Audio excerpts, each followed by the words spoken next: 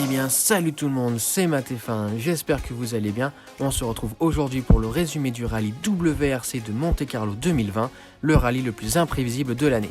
Apparu en 1911, c'est l'épreuve la plus ancienne du calendrier et chaque année elle offre son lot de rebondissements.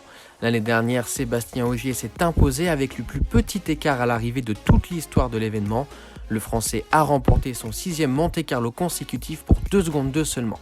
Cette année, le rallye s'annonce tout aussi passionnant avec ses 16 spéciales au programme pour 300 km de secteur chronométré.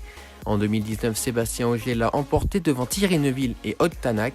Tout de suite, le résumé de l'édition 2020.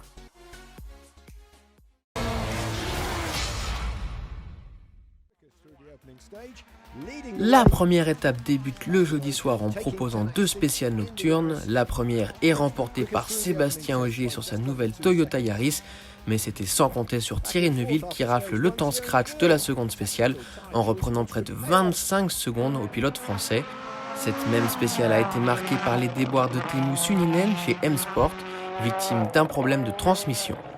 3 spéciales étaient ensuite au programme du vendredi matin. Les 3 spéciales sont remportées par Elfyn Evans au volant de sa Toyota. Le Gallois récupère la tête du rallye et accuse une avance de 8 secondes 9 sur Thierry Neuville à l'issue de la matinée.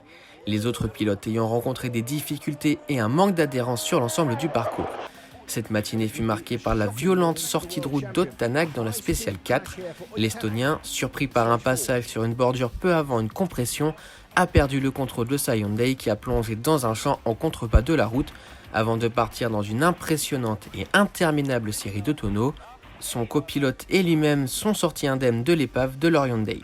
Dans l'après-midi, Sébastien Ogier remporte les spéciales 6 et 7 pour s'emparer de la 2e place devant Thierry Neuville qui signe le temps scratch de la spéciale 8.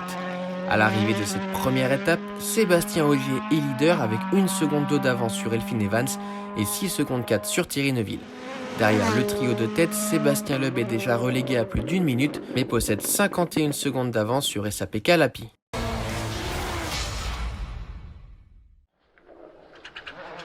La 2e étape débute avec l'utilisation des pneumatiques cloutées nécessaires pour passer les portions verglacées, notamment dans les parties boisées. Thierry Neuville remporte la spéciale 9 et resserre un peu plus le trio de tête, mais dans les conditions mixtes de la spéciale 10, Elfyn Evans frappe de nouveau pour reprendre 7 secondes 6 à son coéquipier et 13 secondes 8 à Thierry Neuville, reprenant ainsi les commandes du rallye. Toujours 4e, Sébastien Loeb a perdu énormément de temps dans la spéciale 10 en terminant à 38 secondes du leader. Il dispose cependant toujours d'une confortable avance sur le 5e. La route a séché dans l'après-midi, les pilotes ont donc délaissé les clous pour des pneus super soft. Dans ces conditions, Thierry Neuville réduit l'écart de 5 secondes 6 sur Elfyn Evans dans la spéciale 11, mais ne reprend que 8 dixièmes sur Sébastien Ogier. Ce dernier se retrouve à égalité parfaite avec son coéquipier. La spéciale 12 fut parsemée de plaques de glace et d'ornières.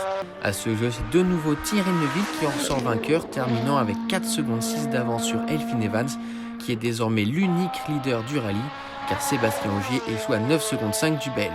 Derrière, les écarts se resserrent puisque SAP Calapi profite d'une erreur de Sébastien Loeb parti en tête à queue pour revenir à 14 secondes du nonuple champion du monde.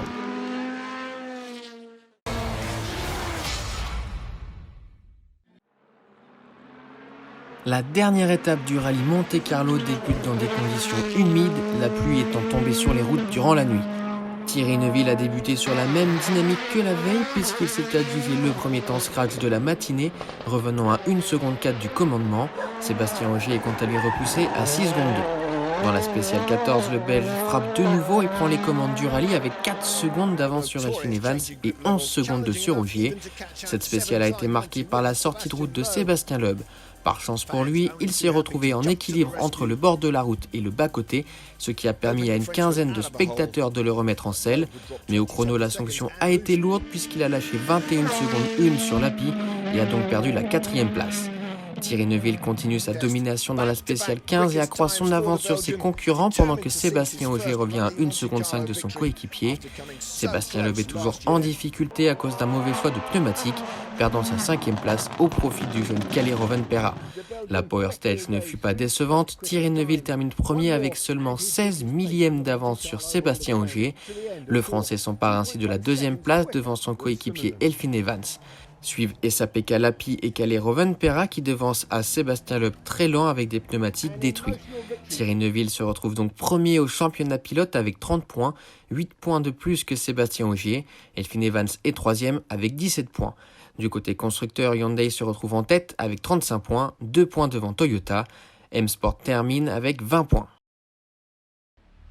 Et bien voilà, c'est la fin de cette vidéo, j'espère qu'elle vous aura plu. Si c'est le cas, faites-le savoir en commentaire et laissez un pouce bleu. Abonnez-vous si ce n'est pas déjà fait.